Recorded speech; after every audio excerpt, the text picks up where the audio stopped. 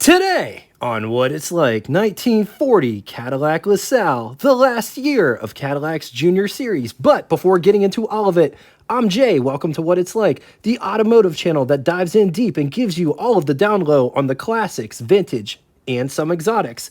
This channel is home for the orphan cars and cars that tend to get lost to time. We dive in deep with the specs, period ads, button switches and knobs, and most importantly, we show what these cars are like. If that sounds like a channel that you will totally dig, subscribe and hit the bell icon next to it to never miss a video. This 1940 Cadillac LaSalle is currently for sale at Classic Auto Mall, Morgantown, Pennsylvania. It's not really a car museum, but it is the largest car consignor northeastern region of the United States, with over 850 cars for sale when recording this episode. For more information, pricing, and pictures pertaining to this 1940 Cadillac LaSalle, be sure to click the link below after the show. But before diving into the main course, the meat and potatoes, a bit of background information. For those that don't know, GM had a junior series called the Companion Make Program.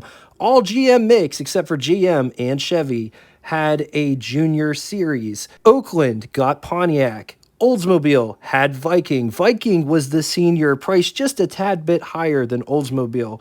Buick had Marquette. Cadillac had LaSalle. LaSalle was the junior / companion that lasted the longest, aside from Pontiac, which switched with Oakland. Cadillac offered the LaSalle from 1927 to 1940. It's worth mentioning that they were planning on making a 41 LaSalle, but they decided to discontinue it in 1940. 1940 LaSalle model lineup was offered in two model lines, the Series 5040 and the Series 5240, also known as the Special.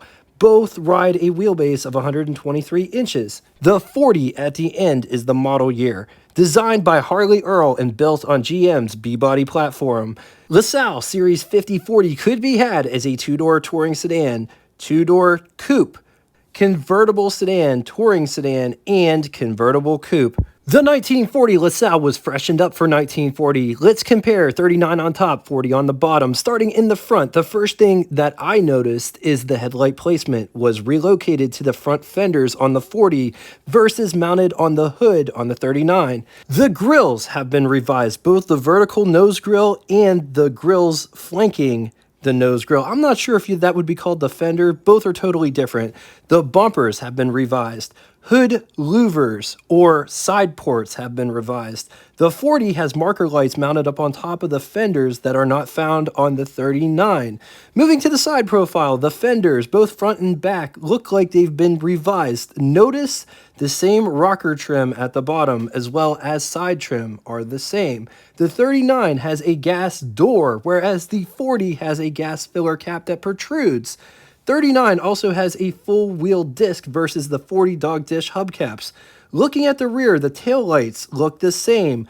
Bumpers differ, with the 39 having LaSalle logo versus the 40 having LaSalle script. Moving inside to the dash region, which are very similar, super basic in my opinion, slender instrument panel but different fonts used. Which one do you like better in the comment section below? Side note, the convertible was offered in both Series 50 and Series 52. Series 52 on the top, Series 50 on the bottom, and the only difference that I can see are the taillight situation. Just check out how different those taillights are. Series 52 also has running boards, which may have been an option on the Series 50. Let's talk specs. It rides a wheelbase of 120 inches. It weighs 3,805 pounds. Price $1,395, which is equivalent to you spending $30,075.80 in the year 2023.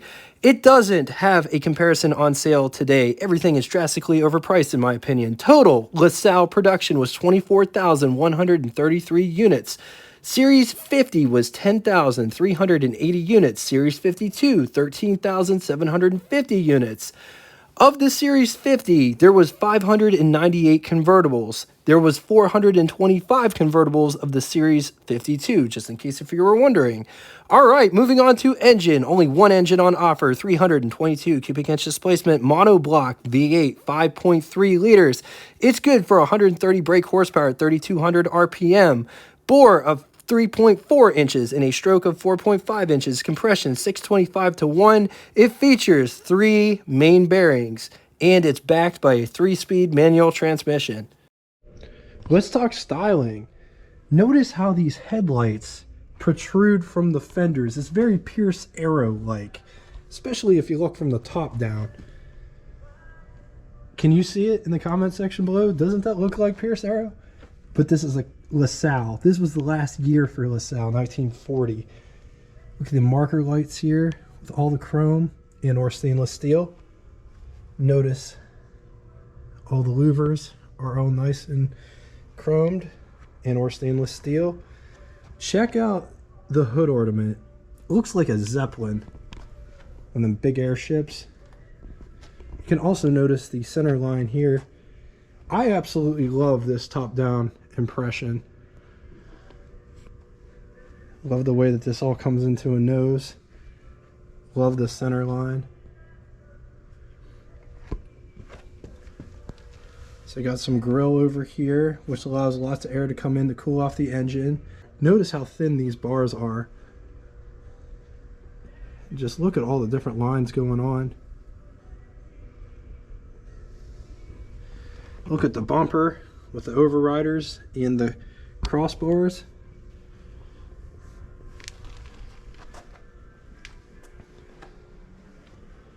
Coming down the side here, this is an absolutely gorgeous color. This is, I don't know what you would call this, French blue maybe? It might not be the right color for French blue. It almost looks like a Volkswagen color. It looks like sea blue, which was the same color that I painted my Carmen Ghia. This has a cowl vent. Notice 2-piece windshield. Centerpiece there. Look at these windshield wipers, how they have like these little pedestals that they sit on. Look at the real petite stainless trim that goes around the windshield. This car does not have running boards. It does have nice trim piece down here.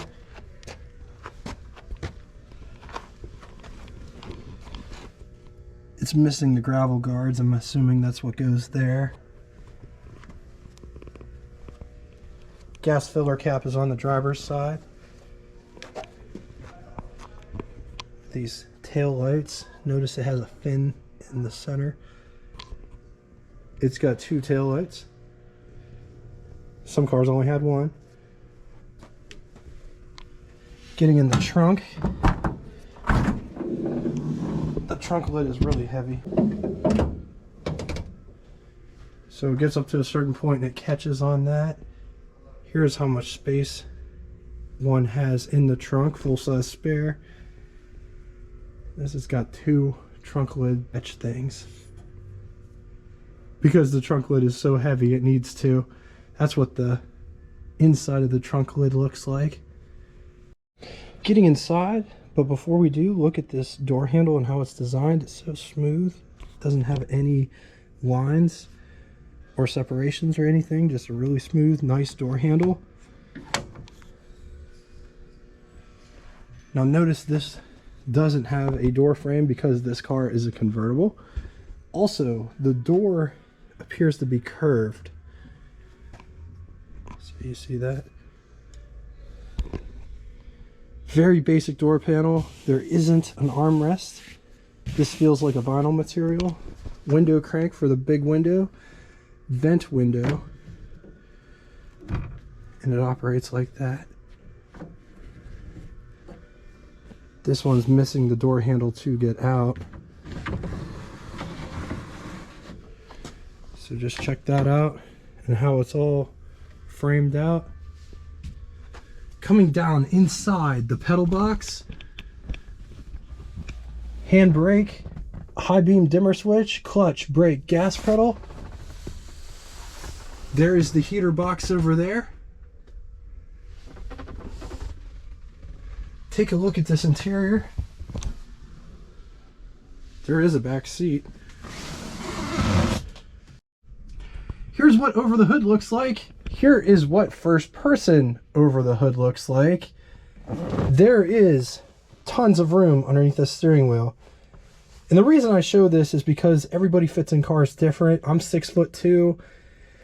I fit in this car, no issue whatsoever. On to the button switches and knobs, moving from left to right, coolant temperature, amp meter, speedometer with odometer and tripometer at the bottom, gasoline gauge, oil pressure, turn signals, headlights, ignition, starter, lighter. Up above there are sun visors, and they look like this. They're a bit on the slender side, but look at how they hinge down. That is really cool. Also, here's the latches for the convertible top. There's a latch there, there's a latch in the center, and there's a latch over there. Rear view mirror, another sun visor for the passengers. This is what I look like sitting in the front seat. I got tons of headroom, and if I didn't, it's a convertible top, it will come off and the sky's the limit for headroom. These seats are really, really comfortable. They're very plushy. They feel like you're sitting on, if you've ever had a leather couch, it feels like that. There's no lumbar support, but who cares? It's one of the most comfortable seats I've ever been in, especially in a 40s car. All right, on to the glove box test. Here's our test subject. Here's my hand for reference. I got the glove box open. Unfortunately, there isn't a bottom in the glove box, so we're not going to be able to test it. So you can see my hand. We can see if it would even fit inside the hole. It wouldn't even fit inside the hole anyway. Coming up to the hood section to get underneath the hood. So start looking around for a hood release. Sometimes they're down here. Notice how these two pieces come together down here. That's kind of cool. The hood release is actually up here. It's the hood ornament itself. You pick straight up on it, and that releases it. The hood is pretty heavy, but you're assisted with these two massive springs. Notice the horns are mounted on the top of the hood. Cadillac flathead V8 sitting way down inside. Notice the oil bath air cleaner. Generator sits right below that. Getting the generator out, you'd have to take this out to get that out. Radiator sits in the nose of the car.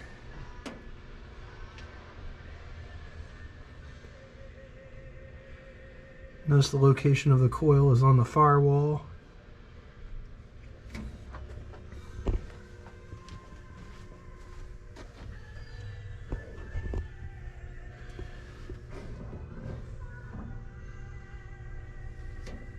On the positive side, a well-respected make, good styling, open models are rare, especially in 1940. Smooth performance from the Cadillac V8. Against it, body hardware can be hard to find / almost extinct. Open models are equally hard to find, so expect to pay a premium price on open models. The dash is super basic for the level of car this is. All right, now it's time for Would You Rather. Two scenarios today. In the first scenario, would you rather have a 1940 Packard 120 or 1940 Cadillac LaSalle 50 or a 1940 Lincoln Zephyr? I'm going to leave this here for a minute. If you need more time, feel free to pause the video. Moving on to the second scenario, which episode would you like to see tomorrow? 1930 Packard Standard 8 or 1930 Willis 98B Coupe or 1931 Chrysler 6 Series CM Sedan. I'm going to leave this here for a minute. You can vote in the community poll or you can vote in the comment section below. The poll will be up until 7 a.m. tomorrow. All right, now it's time for Name That Tune. First person to give the name of the band and song title correct will have their comment pinned to the top of the comment section. I discovered that band in high school. It was 2006. It's crazy what music will do. Anyway, thank you all so much for coming out and watching this. If you'd like to get in touch with me, shoot me a comment in the comment section below. I read and answer all comments posted. Second way is find me on Facebook. We have a Facebook group that correlates with this YouTube channel, and honestly, that's the easiest way of getting a hold of me is find me on Facebook, shoot me a message. If you don't have Facebook and would like to talk to me, shoot me an email. All of that will be linked in the description below. I make it super easy for you to reach out and talk to me because I try to run this channel different than everybody else. I actually will get back to you, unlike some other people. Anyway, be sure to vote in the comment section below and or community poll for the episode tomorrow. And until then, toodaloo! I'd seriously recommend you taking notes from Steve Magnet's channel and how he does his reviews. I'd love to see you do your homework on each episode and provide obscure facts about each particular car than just dead filler. Nobody cares about glove boxes and how tall you are and your hand in all of the shots. What's the point of watching somebody else's content if you want to see the same exact thing over and over and over again, just by different presenters? Maybe he didn't watch the first part of the show. I don't know.